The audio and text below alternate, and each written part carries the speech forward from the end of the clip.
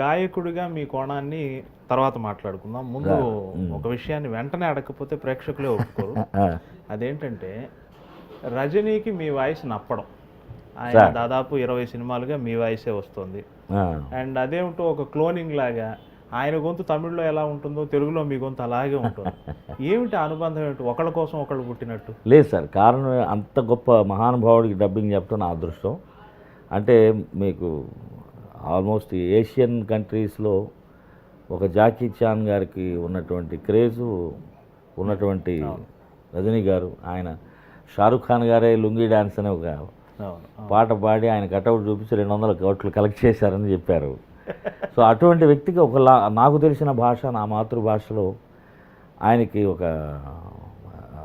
అంబాసిడర్గా అనుకోండి, లేకపోతే నేను ఆయన పేరు తలుచుకోగానే నేను గుర్తొచ్చే పరిస్థితిలో భగవంతుడు అవకాశం ఇచ్చాడని నేను చాలా సంతోషపడుతూ ఉంటాను. బై లక్ ఏంటంటే ఆయన ఈ నాజిల్తోనూ ఈ షార్ప్ వాయిస్ ఎన్నాకన్నా సౌఖ్యమా అని ఆయన దీంట్లో మన కబాలీలో పాత చిత్రాల్లో లుంగి కట్టుకొని మీసాల మీద తిప్పుకొని ఏ కబాలి అని పిలవంగానే ఒంగోని వినయంగా ఎస్ బాస్ అని అంటాడు అనుకున్నారా? కబాలీరా అంటే నార్మల్గా ఉన్నట్టు వాయిసే. నేను నార్మల్గా మీతో మాట్లాడుతున్నప్పుడు నేను చిన్న మోల్డ్ ఒక 10% ఉంటుంది. మీరు సినిమా మొత్తం చూస్తుంటే నేను మాట్లాడిందే నా వాయిసే ఉంటుంది మీకు ప్రతి సినిమాలో. కైలాష్ ఆవిడ ఆశీర్వాదం తర్వాత తీసుకుందాం ముందుకా. సో ఈ రెగ్యులర్ మాట్లాడే టిన్సే ఫస్ట్ నుంచి నేను ఆయనకి ఫస్ట్ 2 సీన్లు చెప్పిన ముత్తులో చెప్పినప్పటి నుంచి నేను ఇలా ఫాలో అవటం నా అదృష్టం. ఆయనకి నచ్చింది. ఆయన్ని కలిసినప్పుడు ఎలా ఉంటుంది ఆయన స్పందన? ఆయన శివాజీ సినిమా చూసి నాకు నైట్ 10ంటికి ఫోన్ చేశారు. నమస్కారం, నేను రజనీ. నాకేంటంటే ఈ మిమిక్రీ ఆర్టిస్టులు అందరూ బాగా క్లోజ్ ఫ్రెండ్స్. మనకి తమిళ్ కానీ తెలుగు కానీ అందరితో క్లోజ్గా ఉంటాను. మీకు కౌండమణి గారు కానీ, మీకు సెంధిలు, వడివేలు మనం ఎవ్రీ వీక్ వస్తూ ఉంటాడు ఇక్కడికి. మేము కమల్ హాసన్ గారి సినిమాలో యాక్ట్ చేసాం, సింగారవేలనని. అప్పటి నుంచి అతనికి సినిమాలు బాగా నచ్చిన క్యారెక్టరు రెగ్యులర్గా నా దగ్గరికి వస్తాడు. సో ఇలాగ కమెడియన్స్ అందరితో ర్యాపో ఎక్కువ నాకు. వాళ్ళు నా జోకులకి నవ్వుతూ ఉంటారు. అది మీరు అది అన్నట్లు మన క్యాజువాలిటీ ఈ స్టడీ చేయటం దీనివల్ల అనుకుంటా. వివేక్ గారు ఇట్లా అందరికీ నేనంటే చాలా ఇష్టం. నాతో సిట్టింగ్లో కూర్చున్నప్పుడు ఏదన్నా పాయింట్లు వస్తూ ఉంటే సినిమాల్లో కూడా పెట్టామని చెప్తారు వివేక్ గారు. 1-2 పాయింట్లు పెట్టామని చాలా సంతోషం వేసినది. సో అట్లాగే నాకు 10 గంటలకి రజనీకాంత్ గారు ఎందుకు మాట్లాడతారు నాతో నమ్మలేకపోయారు. ఏ రజనీ అని అడిగా. ఏం చెప్పమంటారు? అడిగారు రజనీకాంత్ బెస్రా అంటే ఆ హెజిటేషన్లో పట్టేశా. I'm extremely sorry sir. మనకి ఇక్కడ ఈ రోబో శంకర్ ఇట్లాగా సన్ టీవీలో కానీ ఈ కమెడియన్స్ చాలామంది ఫ్రెండ్స్ సరదా మాట్లాడుతూ ఇమిటేట్ చేసి మాట్లాడుతూ ఉంటారు. వాళ్ళు ఎవరన్నా ఆట పట్టిస్తున్నారా అనే ఉద్దేశంతో అడిగాను సార్. ఇవాళ తమిళ్లో చెప్పారనమాట. ఇవాళ శివాజీ తెలుగు వెర్షన్ చూశాను, నాకన్నా చాలా బాగా చెప్పారు మీరు, థ్యాంక్స్ చెబుదామని ఫోన్ చేశాను. Very good.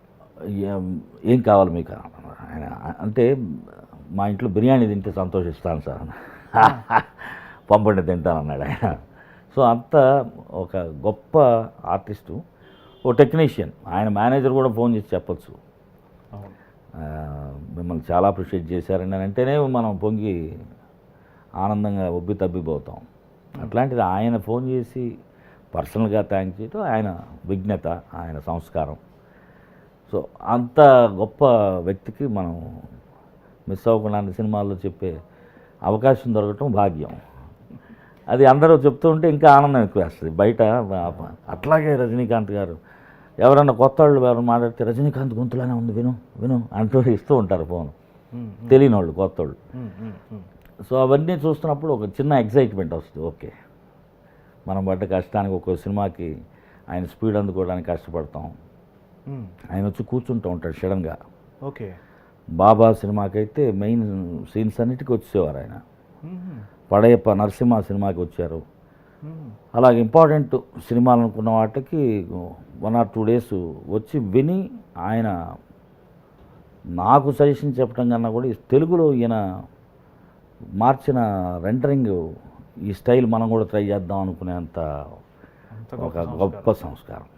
అంటే బెటర్మెంట్ ఏమిటి సినిమాకి ఆ క్యారెక్టరైజేషన్కి. ఇప్పుడు ఆయన మాడ్యులేషన్ కొన్ని చోట్ల మన లాంగ్వేజ్కి అవసరమైన చోట నేను మారుస్తా. ఓకే. ఓకే. అది ఎక్కడంటే మీకు శివాజీ సినిమాలో గల్లాలో 70 ఫోన్ ఒక్క రూపాయి కాయిన్ వేసి మరాఠీ హీరోరా దెబ్బ అదిరింది కదా, ఇది చుమ్మా అదిరిదిల్లే ఆయన మిడ్ వాయిస్ పైన చెప్పాడు. ఓకే. ఓకే. సో నేనేం చేశాను, దెబ్బ అదిరింది కదా అంటే దానికన్నా మరాఠీ హీరోరా దెబ్బ అదిరింది కదా అంటే సౌండ్ మనం ఈ సటైరికల్గా కొడితే ఎలా ఉంటుందని చూస్తే ఇట్లాగ చిన్న చిన్న మైనర్ పాయింట్స్ అక్కడక్కడ చేసుకుంటూ వెళ్ళేవి తెలియకుండా ఇంపాక్ట్ క్రియేట్ చేస్తాయి. అదొక పెద్ద సముద్రం సార్. డబ్బింగ్ అంటున్నాం అంత ఈజీ కాదు. అది రజనీకాంత్ గారికి చెప్తున్నాను, ఒక గాయకుడిగా పేరు వచ్చింది కాబట్టి నాకు ఒక నేమ్ వచ్చింది. కానీ ఒక్కొక్క డబ్బింగ్ ఆర్టిస్టు కష్టపడి చెప్తూ ఉంటారు, వాళ్ళకి రాని రికగ్నైజేషన్ చూస్తూ ఉంటే చాలా బాధేస్తుంది. అదొక గొప్ప కళ. ఆయన్ని కలిసినప్పుడు ఎలా ఉంటుంది ఆయన స్పందన? ఆయన శివాజీ సినిమా చూసి నాకు నైట్ 10ంటికి ఫోన్ చేశారు. నమస్కారం, నేను రజనీ. నాకేంటంటే ఈ మిమిక్రీ ఆర్టిస్టులు అందరూ బాగా క్లోజ్ ఫ్రెండ్స్. మనకి తమిళ్ కానీ తెలుగు కానీ అందరితో క్లోజ్గా ఉంటాను. మీకు కౌండమణి గారు కానీ, మీకు సెంధిలు, వడివేలు మనం ఎవ్రీ వీక్ వస్తూ ఉంటాడు ఇక్కడికి. మేము కమల్ హాసన్ గారి సినిమాలో యాక్ట్ చేసాం, సింగారవేలన్ అని. అప్పటి నుంచి అతనికి సినిమాలో బాగా నచ్చిన క్యారెక్టరు రెగ్యులర్గా నా దగ్గరికి వస్తాడు. సో ఇలాగ కమెడియన్స్ అందరితో ర్యాపో ఎక్కువ నాకు. వాళ్ళు నా జోకులకి నవ్వుతూ ఉంటారు. అది మీరు అది అన్నట్లు మన క్యాజువాలిటీ ఈ స్టడీ చేయటం దీనివల్ల అనుకుంటా. వివేక్ గారు ఇట్లా అందరికీ నేనంటే చాలా ఇష్టం. నాతో సిట్టింగ్లో కూర్చున్నప్పుడు ఏదన్నా పాయింట్లు వస్తూ ఉంటే సినిమాల్లో కూడా పెట్టామని చెప్తారు వివేక్ గారు, 1-2 పాయింట్లు పెట్టామని. చాలా సంతోషం వేసినది. సో అట్లాగే నాకు 10 గంటలకి రజనీకాంత్ గారు ఎందుకు మాట్లాడతారు నాతో నమ్మలేకపోయారు. ఏ రజనీ అని అడిగా. ఏం చెప్పమంటారు, అడిగారు రజనీకాంత్ ప్రశ్న. అంటే ఆ హెజిటేషన్లో పట్టేశా. I'm extremely sorry sir. మనకి ఇక్కడ ఈ రోబో శంకర్ ఇట్లాగా సన్ టీవీలో కానీ ఈ కమెడియన్స్ చాలామంది ఫ్రెండ్స్ సరదా మాట్లాడుతూ ఇమిటేట్ చేసి మాట్లాడుతూ ఉంటారు. వాళ్ళు ఎవరన్నా ఆట పట్టిస్తున్నారా అనే ఉద్దేశంతో అడిగాను సార్. ఇవాళ తమిళ్లో చెప్పారనమాట. ఇవాళ శివాజీ తెలుగు వెర్షన్ చూశాను, నాకన్నా చాలా బాగా చెప్పారు మీరు, థ్యాంక్స్ చెబుదామని ఫోన్ చేశాను. Very good.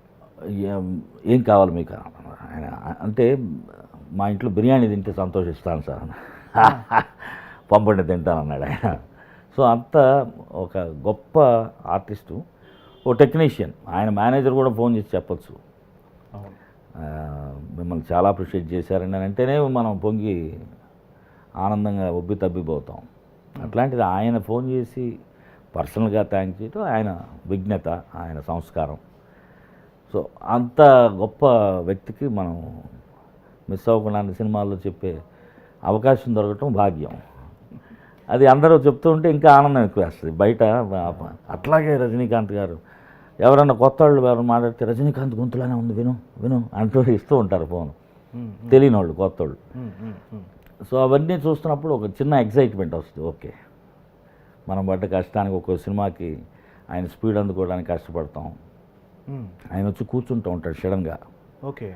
బాబా సినిమాకైతే మెయిన్ సీన్స్ అన్నిటికీ వచ్చేవారు ఆయన. పడయప్ప నరసింహ సినిమాకి వచ్చారు. అలాగే ఇంపార్టెంట్ సినిమాలు అనుకున్న వాటికి 1 or 2 days వచ్చి విని ఆయన నాకు సజెషన్ చెప్పడం కన్నా కూడా ఈ తెలుగులో ఈయన మార్చిన రెండరింగ్ ఈ స్టైల్ మనం కూడా ట్రై చేద్దాం అనుకునేంత ఒక గొప్ప సంస్కారం. Hi, this is Mano. Watch my exclusive interview with Yamuna Kishore in I dream.